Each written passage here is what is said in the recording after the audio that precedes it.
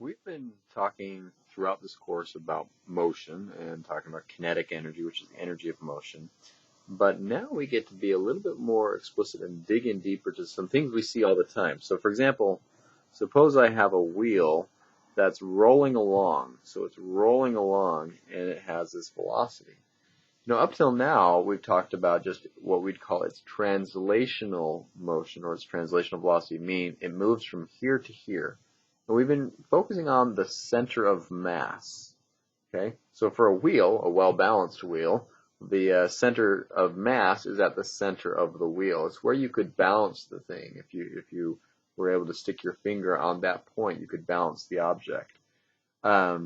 But now we can ask questions about more details of this wheel, not just where did the wheel go, but what's it doing? So for example, if I look at a piece of the wheel right here, how fast is it moving? What direction is it going? What about a piece of the wheel right here? How fast is that going? And this may seem like a tedious adventure, but trying to get a wheel to move requires a lot different energy than trying to get a hoop to move.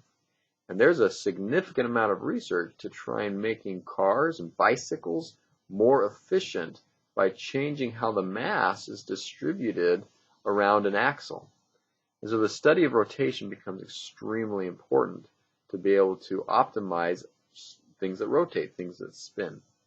Okay, so to be specific about rotation versus just motion along an arc, we've done motion along a circle before, but let's take an example of a pendulum. And we've been able to analyze with great detail something like this, a ball on the end of a string as it's swinging back and forth. Okay, we can analyze this with just a particle type motion because this, compared to the length of the string, this mass could be fairly small, and so it really we only care about its center of mass motion, how the center of mass motion is. What about this case? We have a pivot and a long rod, and it's swinging back and forth. Okay. Now it still should swing back and forth. If I pull this rod to the left, it should swing to the right and keep just oscillating back and forth as long as it maintains its energy. Okay. But will it swing in the same way as that one, even if they had the same mass? And the answer is no. They would not swing in the same way. It's because here the mass is all collected at one spot, but here the mass is distributed along the rod. And so because of that, we have to think a little differently.